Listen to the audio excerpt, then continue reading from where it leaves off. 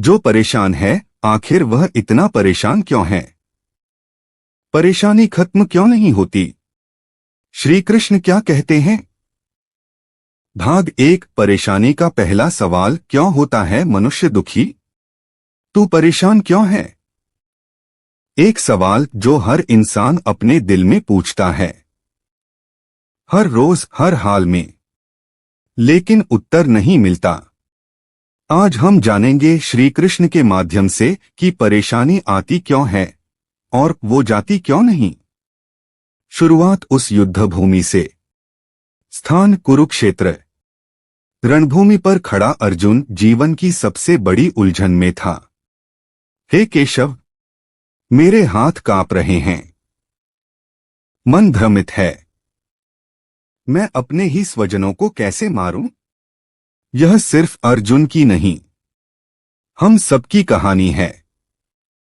जब रिश्ते, कर्तव्य, भावनाएं और भय टकराते हैं, तब मन बिखर जाता है और वहीं जन्म लेती है परेशानी। श्री कृष्ण कहते हैं, परेशानी का मूल अपेक्षा है। कामात् क्रोधो अभिजायते, क्रोधात् भवति सम्मोहः, सम्मोहात् स्मृति भ्रमः। जब इच्छाएं पूरी नहीं होती तो मन परेशान होता है। जब अपेक्षाएं टूटती हैं, हम दुखी हो जाते हैं। मन में ये क्यों नहीं हुआ? मेरे साथ ही ऐसा क्यों होता है? यही मानसिक संवाद ही परेशानी का द्वार है। क्या चाहते हैं हम? सुख या समाधान? हम चाहते हैं बिना संघर्ष के सफलता, बिना त्याग के शांति, बिना भक्ति के कृपा और बिना समझ के समाधान। पर श्री कृष्ण कहते हैं, कर्म करो, फल की चिंता मत करो। जब तक फल की अपेक्षा रहेगी, तब तक चिंता रहेगी, और जहां चिंता है वहां शांति कैसे होगी? एक छात्र परीक्षा की तैयारी करता है। उसने मेहनत की है, लेकिन उसका ध्यान बार बार जाता है, क्या मैं टॉप करूंगा, क्या लोग तारीफ करेंगे? यहीं से उत्पन्न होती है बेचैनी। श्री कृष्ण कहते हैं, तू कर्मशील बन, फल की चिंता मुझ पर छोड़। परेशानी खत्म क्यों नहीं होती? क्योंकि हम बार बार बाहरी चीजों को बदलने की कोशिश करते हैं, पर अपने मन को नहीं। जैसे, हालात बदल दो तो मैं खुश हो जाऊंगा, लोग बदल जाएं तो मैं शांत हो जाऊंगा, पैसा आ जाए तो चिंता दूर हो जाएगी। पर श्री कृष्ण कहते हैं, मन एव मनुष्याणां कारण बंध मोक्षयोः। मन ही बंधन है और मन ही मुक्ति है। क्या है समाधान? ध्यान और विवेक से मन को जानना, कर्म को भक्ति बनाना, ईश्वर में संपूर्ण विश्वास रखना। जब मन स्थिर होगा, तब जीवन की कोई भी स्थिति परेशानी नहीं बनेगी। भाग 1 का समापन। तो अगली बार जब आप परेशान हो तो स्वयं से पूछिए, क्या मैं फल की चिंता कर रहा हूं? क्या मेरा मन वर्तमान में नहीं है? क्या मैंने खुद को ईश्वर के भरोसे छोड़ा है? अगर उत्तर नहीं है तो समझिए, परेशानी बाहर नहीं भीतर है। अगर ये बातें आपके दिल को छू रही हैं, तो इस वीडियो को लाइक कीजिए और अगले भाग में जानिए, क्या आत्मा भी परेशान होती है और श्री कृष्ण ने आत्मा का कौन सा रहस्य बताया था। भाग 2 में जल्द आ रहे हैं। सब्सक्राइब करना मत भूलिए, क्योंकि श्री कृष्ण की गीता केवल ग्रंथ नहीं, समाधान है। भाग 2। आत्मा परेशान नहीं होती, मन होता है। जब दुख सहन से बाहर हो जाए, जब उम्मीदें बुझने लगें और जब मन बिल्कुल अकेला हो जाए, तब मनुष्य पूछता है, मैं कौन हूं और क्यों इतना टूटा हुआ हूं? यही सवाल अर्जुन ने भी श्री कृष्ण से पूछा था। मन दुखी होता है, आत्मा नहीं। श्री कृष्ण ने कहा, न जायते म्रियते वा कदाचित, नाय भूत्वा भविता वा न भूयः। आत्मा न कभी जन्म लेती है, न मरती है। नहीं, यह कभी नष्ट होती है। तो फिर जो दुखी होता है वो कौन है? शरीर, मन, विचार या अहंकार? सच्चाई यह है, हम आत्मा नहीं समझते, इसलिए परेशान होते हैं। जब एक मोबाइल खराब होता है तो हम उसका कवर बदलते रहते हैं, पर बैटरी और सिस्टम अंदर ही खराब होता है। वैसे ही हम अपने बाहर की चीजें बदलते हैं, नौकरी, रिश्ते, जगह, पैसा, पर मन का तनाव वैसा का वैसा रहता है। क्यों? क्योंकि हमने आत्मा को जाना ही नहीं। श्री कृष्ण कहते हैं, आत्मा स्थिर है, मन चंचल है। चंचल ही मनः कृष्ण प्रमाथि बलवत दृढ़म। हे कृष्ण, मन चंचल है, बलवान है और बड़ा जिद्दी है। तो श्री कृष्ण ने समाधान क्या बताया? मन को वश में करने के 3 उपाय। 1 अभ्यास, 2 वैराग्य, 3 भक्ति। अभ्यासेन तु कौन्ते वैराग्येन च गृह्यते। मन को रोकना मुश्किल है, पर नामुमकिन नहीं। अभ्यास और वैराग्य से यह वश में आ जाता है।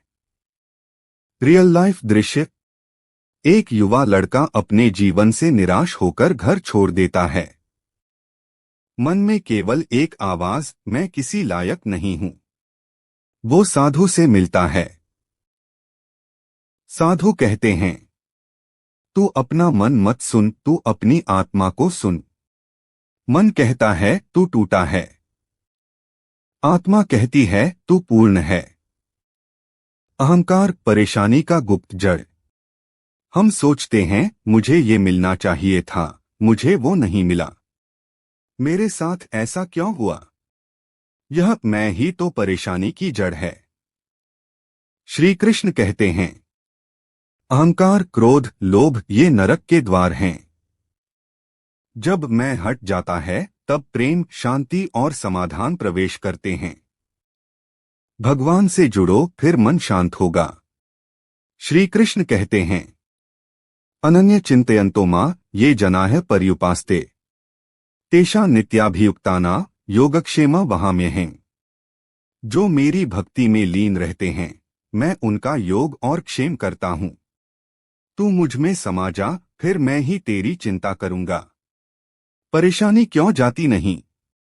क्योंकि हम भगवान को अंतिम विकल्प मानते हैं, प्राथमिक नहीं।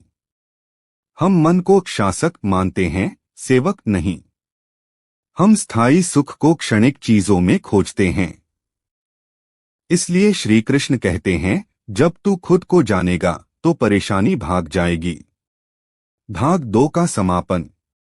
अगर आज भी मन बेचैन है तो याद रखो, वह आत्मा नहीं है जो परेशान है, वह केवल भ्रम है जो हावी है। अगले भाग में जानिए, श्री कृष्ण के अनुसार चिंता कैसे छोड़े और क्या भक्ति से मानसिक तनाव मिटता है।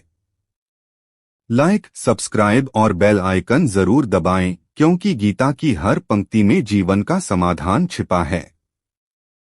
क्या आप चाहते हैं कि मैं भाग 3 भी अभी भेज दूं, जिसमें श्री कृष्ण के अनुसार चिंता, मानसिक तनाव और समाधान की गहराई से चर्चा होगी?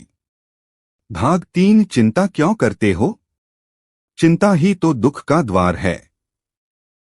तू चिंता क्यों करता है? श्री कृष्ण का यह वाक्य आज भी हर बेचैन मन के लिए दवा है। पर सवाल यह है, क्या चिंता वाकई छोड़ी जा सकती है? क्या जो परेशान है वो सोचना बंद कर सकता है? श्री कृष्ण गीता में इसका रहस्य खोलते हैं। चिंता और विचार में अंतर समझिए।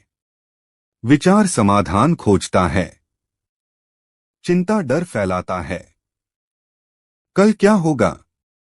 लोग क्या सोचेंगे? सब कुछ हाथ से चला गया तो? ये चिंता का स्वर है जो मन को खा जाता है। श्री कृष्ण कहते हैं, मुझे समर्पण कर, चिंता छोड़। सर्वधर्मान परित्यज्य मामेकं शरणं व्रज। सब कुछ त्याग कर मेरी शरण में आ जा, मैं तुझे सब पापों से मुक्त कर दूंगा। श्री कृष्ण यह नहीं कह रहे कि कुछ मत कर, वो कह रहे हैं कर, पर चिंता मुझे दे दे। 3 कारण क्यों चिंता खत्म नहीं होती। 1, हम भविष्य को नियंत्रित करना चाहते हैं। 2, हम बीते कल को बार बार जीते हैं। 3, हम हर चीज को परफेक्ट चाहते हैं। श्री कृष्ण कहते हैं, योगस्थः कुरु कर्माणि संगं त्यक्त्वा धनंजय। योग में स्थित होकर कर्म कर, फल की आसक्ति त्याग कर। बस कर्म कर, क्योंकि तू केवल कर्मयोगी है, फलदाता मैं हूं। जीवन से दृश्य। एक माँ अपने बेटे के एग्जाम को लेकर परेशान रहती है। दिन रात चिंता, अगर अच्छा नहीं किया तो। वो हर बार बेटा पास भी होता है, फिर भी चिंता बनी रहती है। क्यों? क्योंकि उसे यह नहीं सिखाया गया, कर्म के बाद चिंता छोड़ना भी एक कला है। श्री कृष्ण का मनोविज्ञान, मन को बसाओ न कि दबाओ। मनः प्रशांति परम सुखं। मन की शांति ही परम सुख है। मन को रोका नहीं जा सकता, पर उसे दिशा दी जा सकती है। उसकी दिशा हो भक्ति, उसका लक्ष्य हो आत्मा, उसका सहारा हो श्री कृष्ण। तब चिंता, तनाव, बेचैनी सब उड़ जाते हैं। चिंता का इलाज श्रद्धा प्लस समर्पण समाधान। तेषां श्रद्धा यथा स्थिरा। जैसी श्रद्धा होगी वैसा उसका जीवन होगा।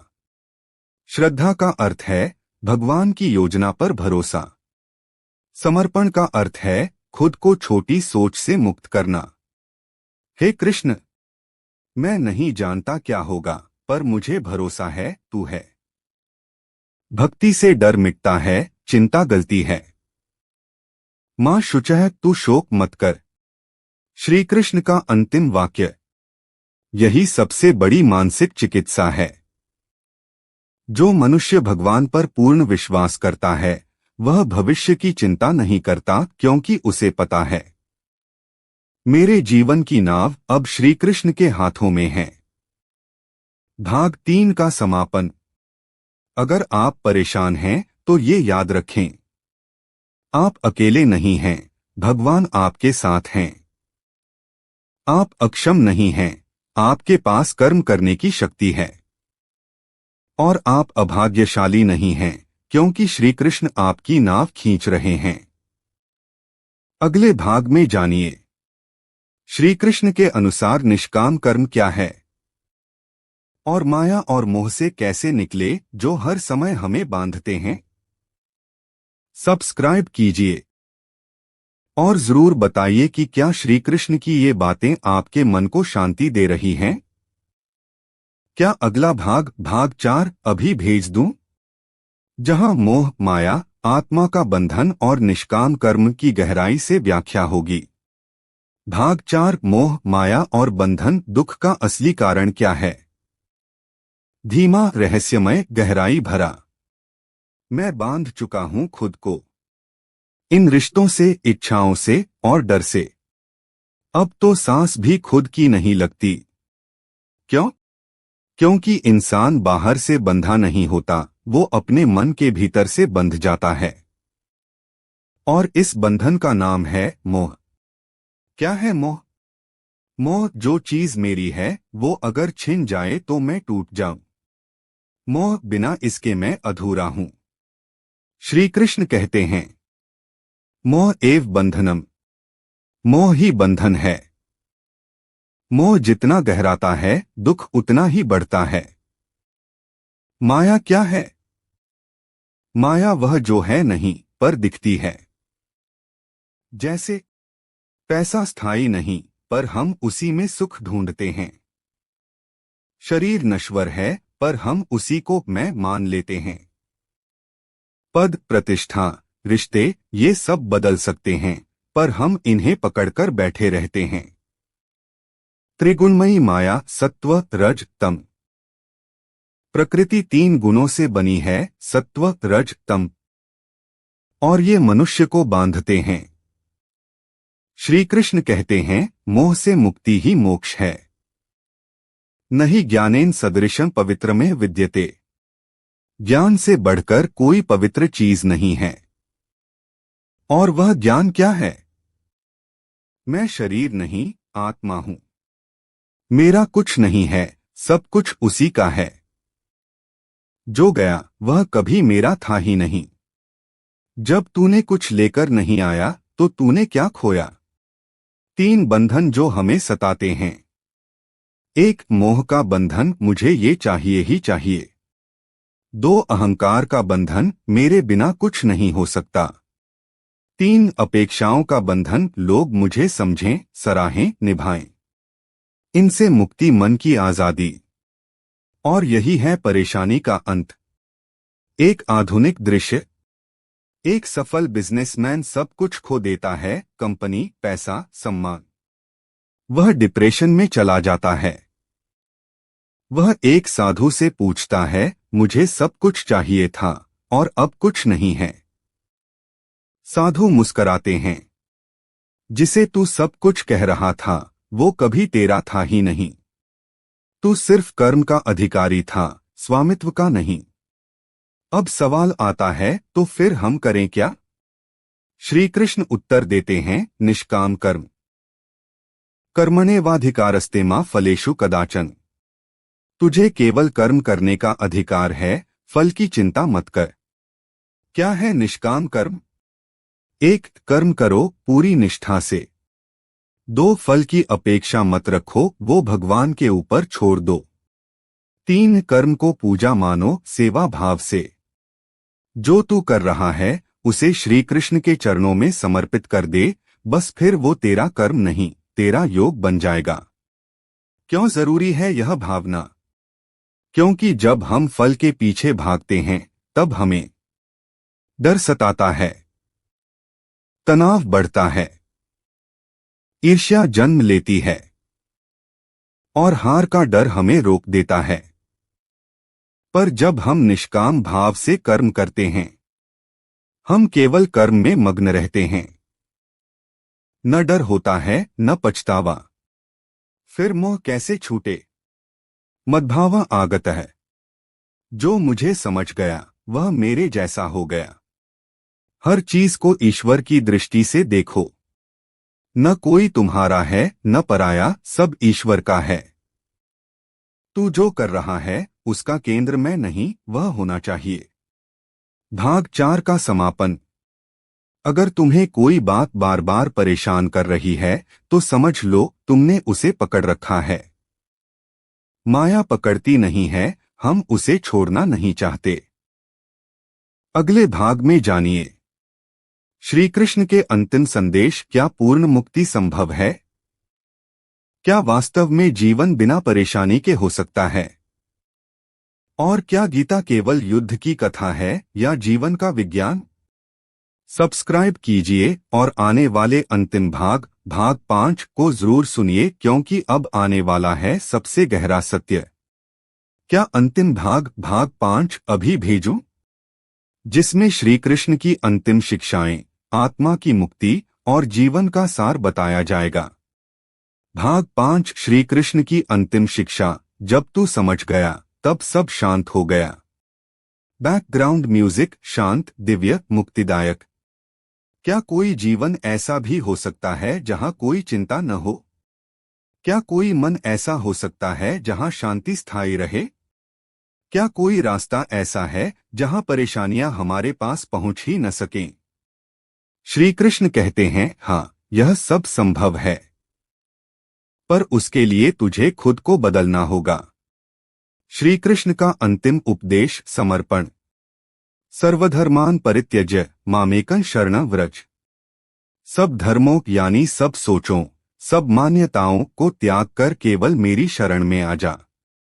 मैं तुझे सब पापों से मुक्त कर दूंगा। अब तू थक गया है न? अब बस मुझे थाम ले। तेरी नाव अब मैं चलाऊंगा। क्या है समर्पण?